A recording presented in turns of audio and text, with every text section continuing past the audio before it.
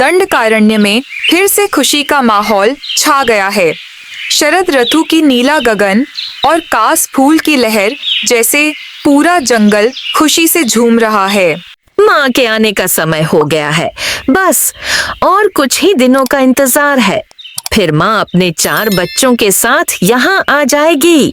तूने ठीक ही कहा मुनिया, साथ में हमारे दोस्त भी यहाँ आएंगे, तब खूब मजे करेंगे।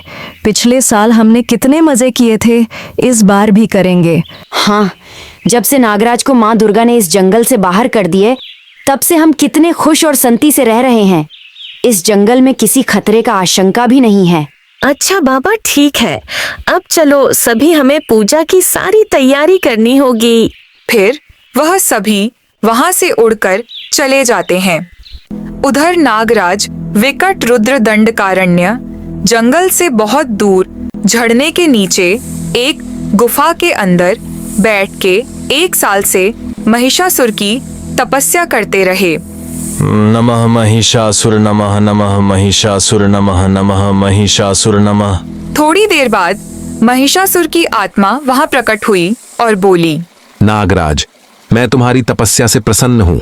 बोल, तुझे क्या चाहिए? हे असुरराज, मुझे शक्ति प्रदान कीजिए। दुर्गा माता मेरा नागमणि छीन ली है। मैं मेरे नागमणि को स्वर्ग से वापस लाना चाहता हूँ और मेरे नागमणि की शक्ति से यह त्रिलोक में राज करना चाहता हूँ। यह सुनकर महिषासुर ने मन ही मन कहा, उत्तम, अति उत्तम। यदि मैं नागराज से उसका नागमणि ले लूं, तो वो तुच्छ छिन्नमही नारी को मैं परास्त कर पाऊंगा और यह पूरा त्रिलोक में सिर्फ और सिर्फ महिषासुर का राज चलेगा। तथास्तु। लेकिन तेरा यह शरीर कुछ दिनों के लिए मुझे देना पड़ेगा। मेरी आत्मा तेरे शरीर में प्रवेश करेगा, फिर स्वर्ग से नागमणि वापस ले आएगे। यह पूरा जंगल को जला के मैं राख कर दूंगा। फिर वो तुच्छ छिन्न महिमयी नारी दुर्गा को परास्त करने के बाद यह पूरा त्रिभुवन में महिषासुर और विकट रुद्र का राज चलेगा।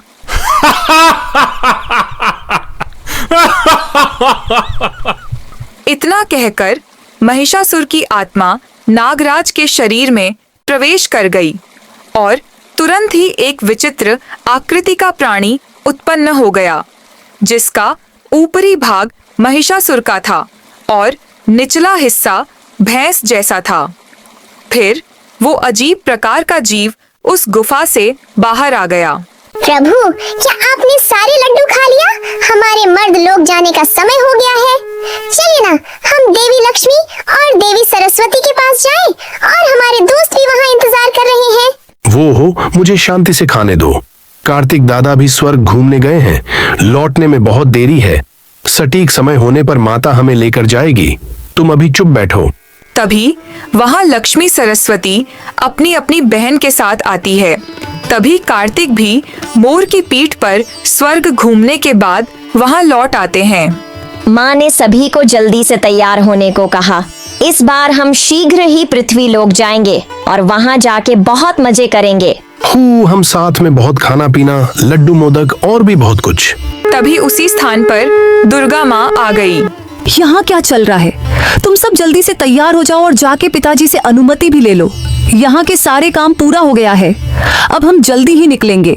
फिर वो सब एक साथ महादेव के पास गए और पिता के आशीर्वाद लेने के बाद वहां से अदृश्य होकर दंडकारण्य में प्रवेश करते हैं और जंगल में प्रवेश करते ही मोर को एक विचित्र आकार का जीव दिखाई दिया।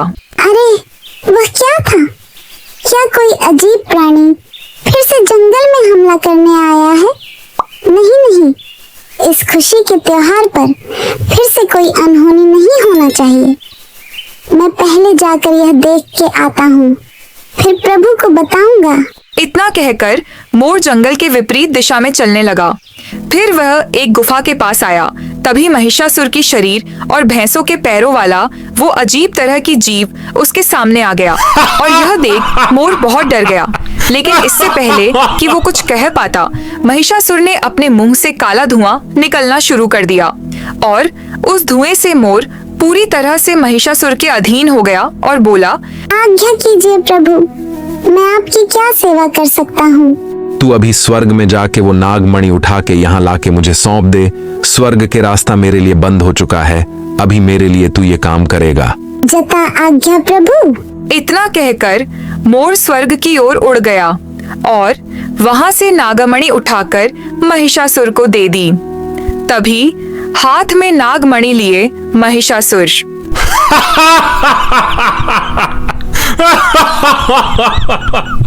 तब पूरा जंगल पूजा के आनंद में भर गया था।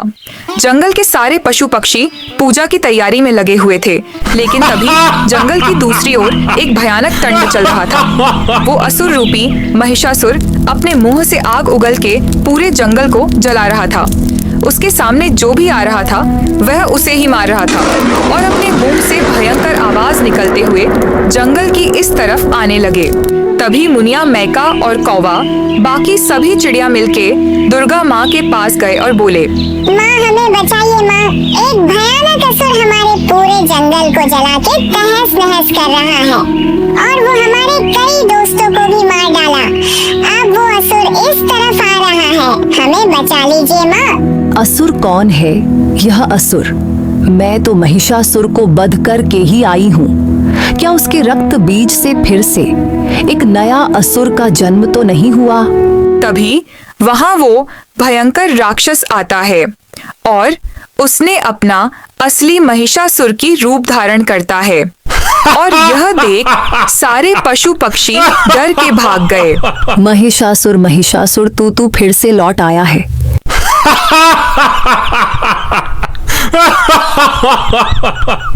हाँ, मैं फिर से लौट आया हूँ, तेरी जैसी तुच्छ नारी महिषासुर का वध करेगा।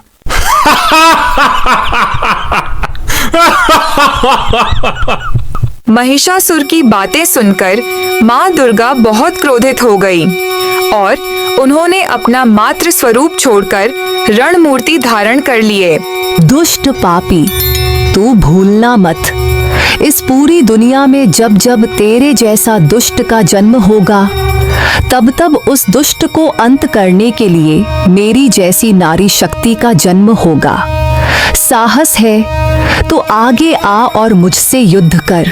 ऐसा कहकर माँ दुर्गा युद्ध के लिए महिषासुर को आह्वान किया। फिर देवी दुर्गा और महिषासुर के बीच एक भयंकर युद्ध शुरू हो जाता है। छिन्ना माई नारी, अब तुझे कोई नहीं बचा सकता। इस बार मैं तुझे युद्ध में परास्त करके ही छोड़ूंगा।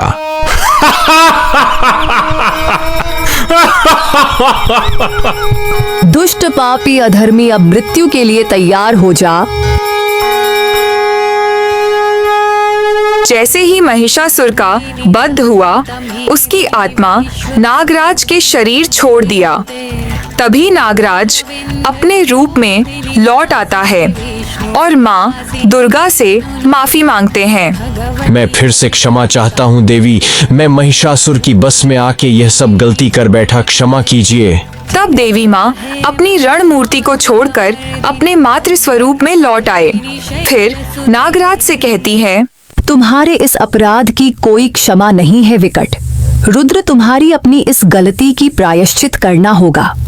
अब तुम्हें तुम्हारा नागमणि भी नहीं मिलेगा, बल्कि तुम्हें आज से इस जंगल की रक्षा करना होगा। तुम्हें इस जंगल के सारे पशु और पक्षियों को हर तरह के खतरों से बचाना होगा। यदि महादेव तुम्हारे प्रायश्चित से संतुष्ट हुए तो वह स्वयं तुम्हें नागमणि वापस कर देंगे। फिर नागराज सिर झुकाए वहां से चले गए और सारे पशु पक्षी भी वहां लौट आए। मोर भी स्वस्थ होकर जंगल में लौट आता है। फिर जंगल के सभी मिलकर 4 दिन तक बड़े आनंद के साथ माँ दुर्गा की पूजा की और पूरा जंगल फिर से उत्सव की खुशी में झूम उठा। यह चैनल ओम टून्स अपने सभी दोस्तों को नवरात्रि और दुर्गा पूजा उत्सव की शुभकामनाएं देते हैं। आज का यह असुरवध कार्टून वीडियो आप सभी को कैसा लगा, कमेंट कीजिए।